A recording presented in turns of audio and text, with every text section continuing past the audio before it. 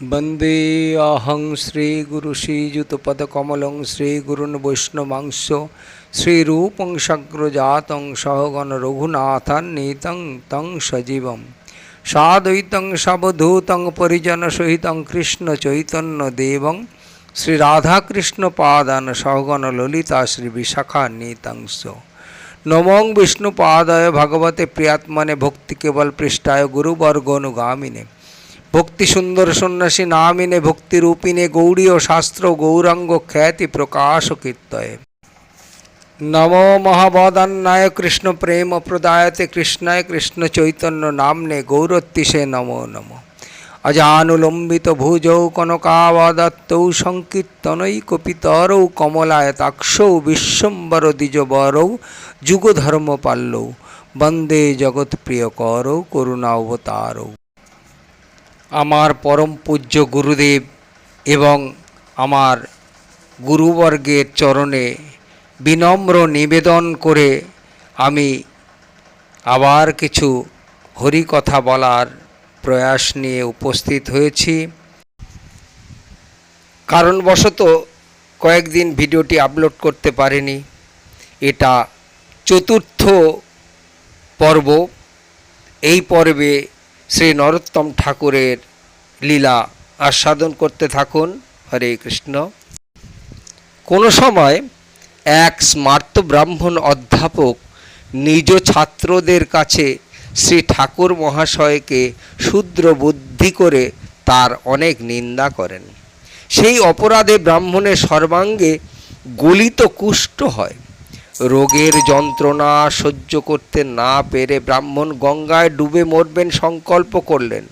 সে রাত্রে ভগবতী দেবী ব্রাহ্মণকে স্বপ্ন বললেন, তুই পরম ভাগবত শ্রী নরোত্তমকে শূদ্র বুদ্ধি করছিস, তোর কোটি জন্মের নিস্তার নাই। তুই যদি তার চরণে ক্ষমা প্রার্থনা করিস তো তোর ভালো হবে। পরদিন खूब भोरबेला ब्राह्मण गलबस्त्र हुए दीन भावे क्रंदन करते करते श्री ठाकुरेर श्रीचरणे पतित हलेन। संगे संगे तार कुष्ठ रोग सेरे गेल। श्री ठाकुर महाशय ताके कृष्ण भजन करते उपदेश दिलेन। तिनी ठाकुर महाशयेर भक्त हलेन। एक दिन श्री नरोत्तम ठाकुर और श्री रामचंद्र कविराज पद्मावती नदीते स्नान करते जाच्छेन। एमन समय देखलेन दुई ब्राह्मण कुमार अनेक छाग मेष निये जाच्छे। ठाकुर महाशय बोलेन, ए दुई ब्राह्मण कुमार यदि हरिभजन करत तादेर रूप यौवनादि सार्थक हतो। ब्राह्मण कुमारद्वय ए कथा शुनते पेल। तारा श्री ठाकुर महाशयेर ओ श्री रामचंद्र कविराजेर दिव्य मूर्ति और मधुर वाक्य शुने तादेर पाशे एलो एवं विनीत भावे वंदना करलो। ठाकुर महाशय तादेर परिचय जिज्ञासा करलेन। तारा बोल्लो, आमरा गोआस ग्रामेर जमीदार श्री शिवानंद आचार्येर पुत्र। आमादेर नाम हरिनाम और रामकृष्ण गृहे दुर्गा पूजा होच्छे। पितार आदेशे बलि देওয়ার জন্য এসব ছাগ মেষ নিয়ে যাচ্ছি। আপনারা আমাদের কিছু উপদেশ প্রদান করুন। আপনাদের দেখে বড় শান্তি পাচ্ছি। ব্রাহ্মণ পুত্রদ্বয়ের দৈন্য ভাব দেখে শ্রী ঠাকুর মহাশয় মধুর হাস্যপূর্বক ভগবত তত্ত্ব কথা বলতে লাগলেন। वेदोक्त जे कर्मकांड ताहा राजस और तामस भाव परिणामे नरकप्रद। वेदोक्त कर्मकारी कर्मीगण पुण्य क्षये स्वर्ग होते च्युत हय एवं नरक যন্ত্রণা भोग करे।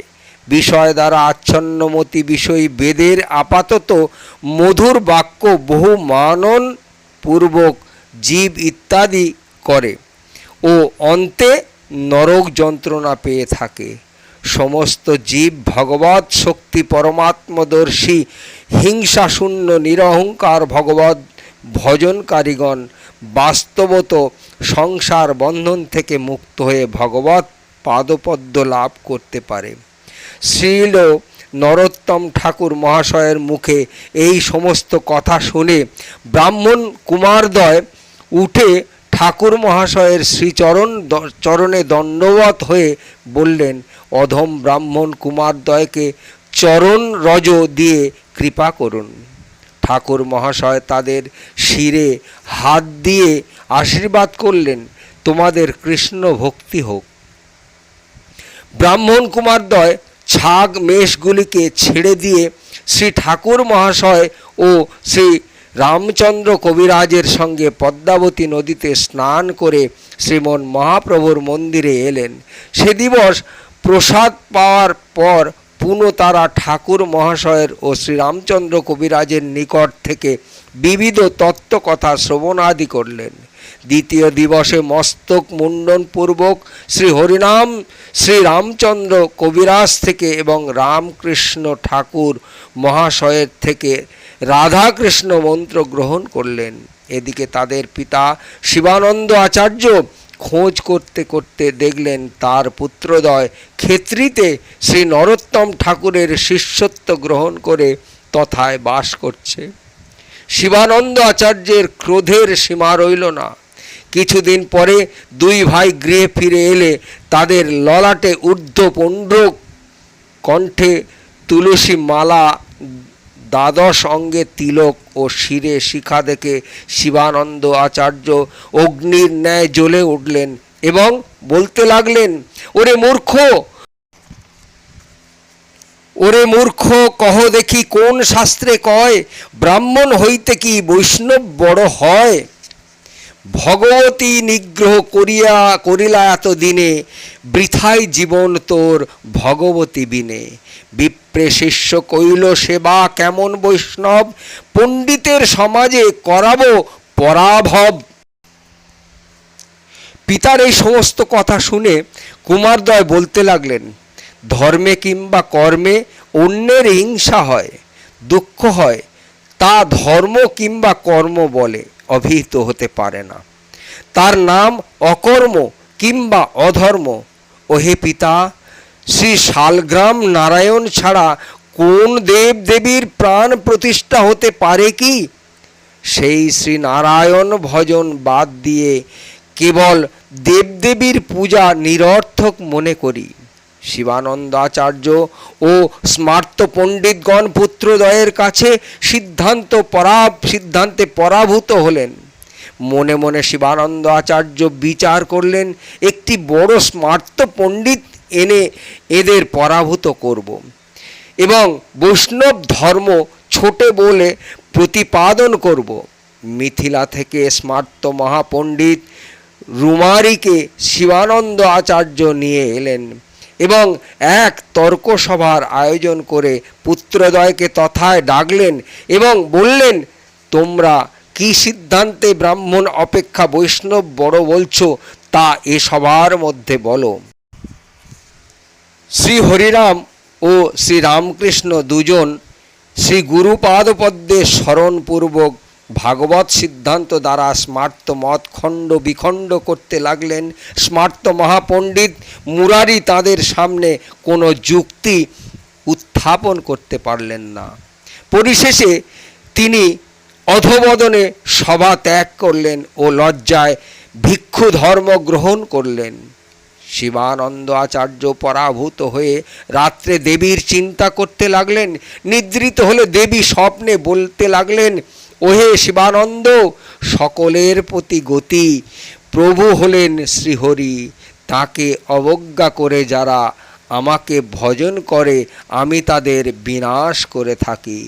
যারা শ্রীহরিকে মানে না তারা দৈত্য, যারা শ্রীহরির প্রিয় ভক্ত তারাই বাস্তব আমার প্রিয়। তুই যদি রক্ষা পেতে চাস তবে নরোত্তমের চরণে ক্ষমা প্রার্থনা কর, নতুবা বৈষ্ণব অপরাধী তোকে আমি বিনাশ করব। দেবী শিবানন্দ আচার্যকে এই রূপ বাক্যে শাসন করে অন্তর্হিতা হলেন।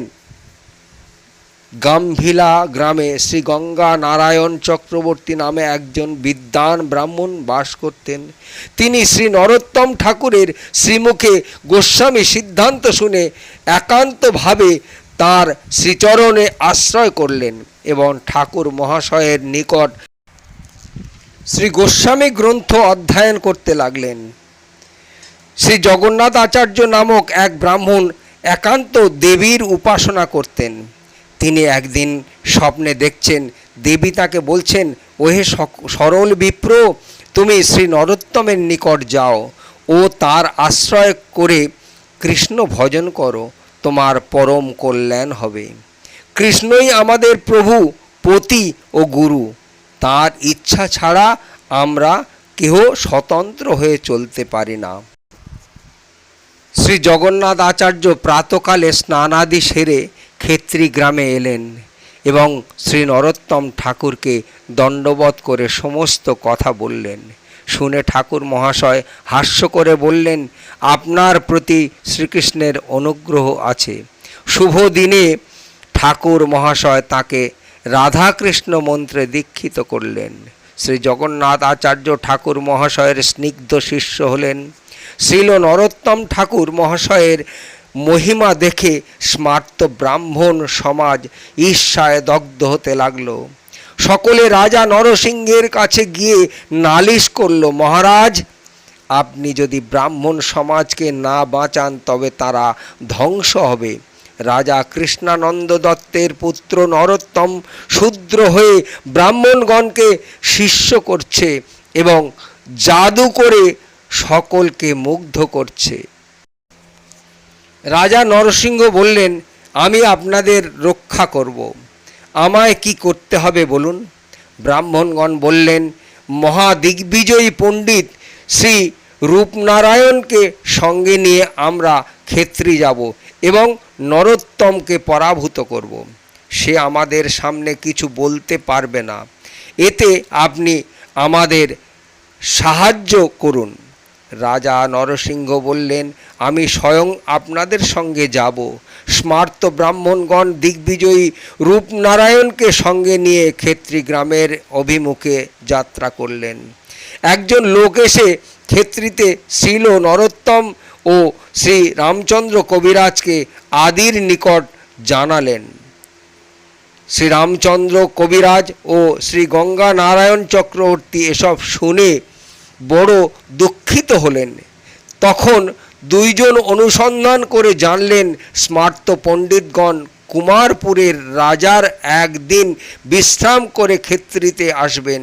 তারা শীঘ্রই কুমারপুরের বাজারে এলেন এবং দুইজন দুইখানি দোকান খুললেন। শ্রীরামচন্দ্র কবিরাজ কুম্ভকারের দোকান ও গঙ্গা নারায়ণ চক্রবর্তী পান সুপারির দোকান।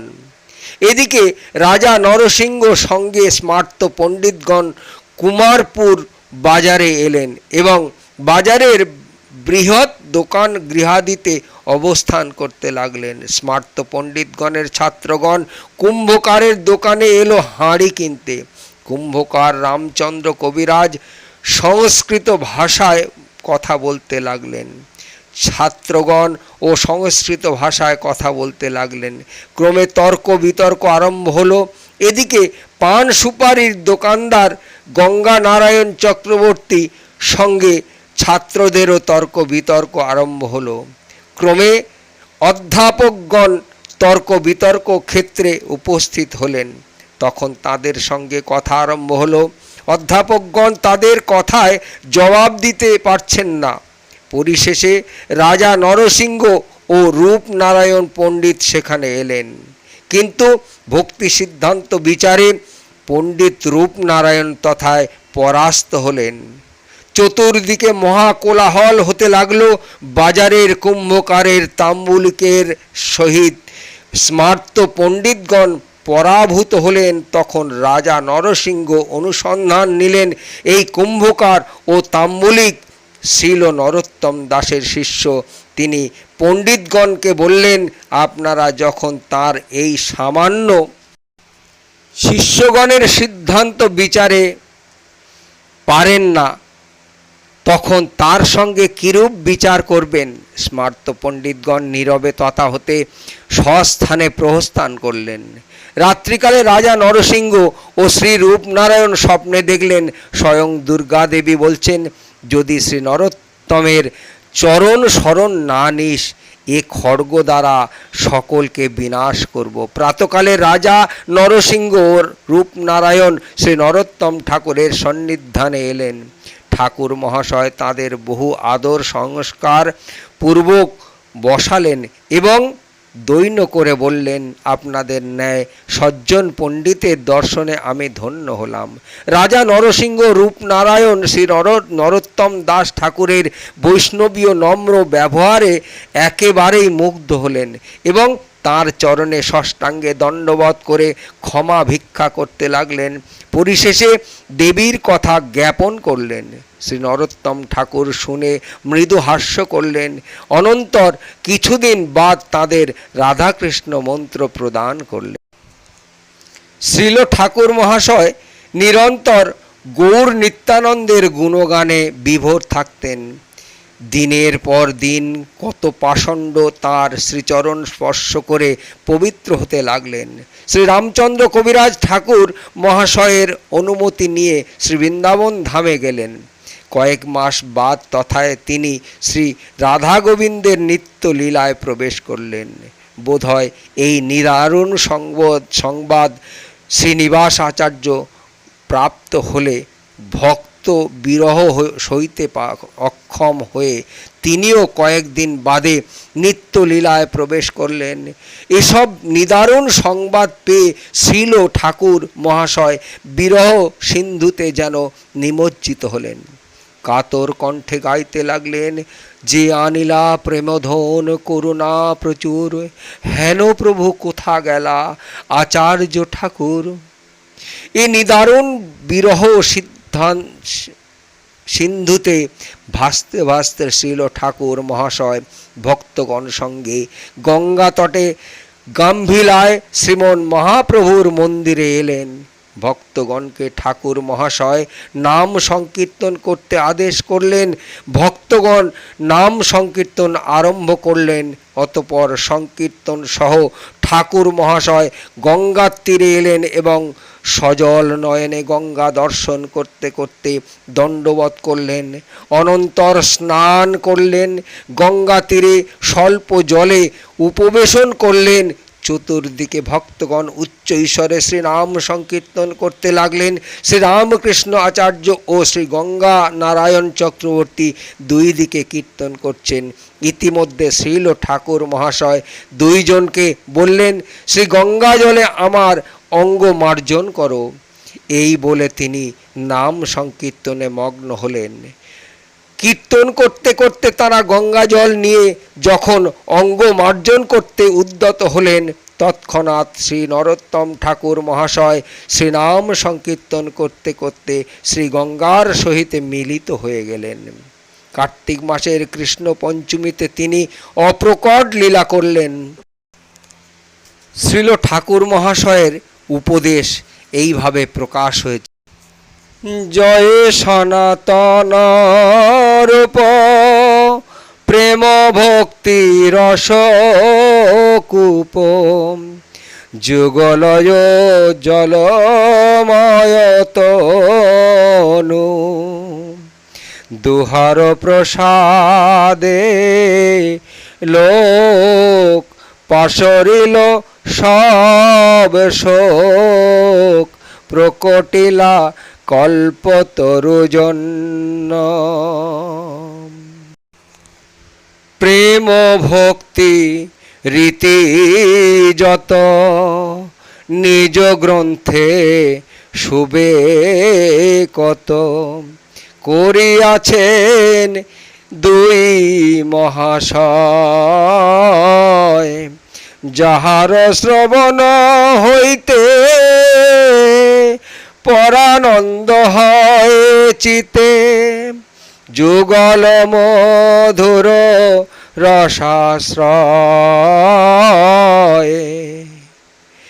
যুগল কিশোর প্রেম লক্ষ লক্ষ্যবান যিনি হেম হেন ধন প্রকাশিল যারা, জয়রূপ সনাতন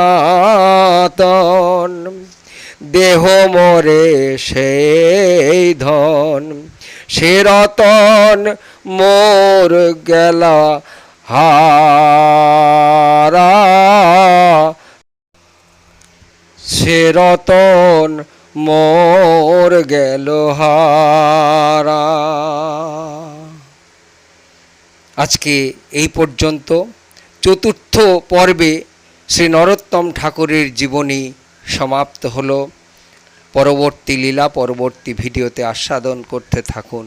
হরে কৃষ্ণ কৃষ্ণ কৃষ্ণ হরে হরে, হরে রাম রাম রাম হরে হরে। সমস্ত ভক্তমণ্ডলীর মনোবাঞ্ছা পূর্ণ করুন। বাঞ্ছা কল্পতরুভস্য কৃপা সিন্ধুভ্য এব চ পতিতানাং পাবনেভ্যো বৈষ্ণবেভ্যো নমো নমঃ।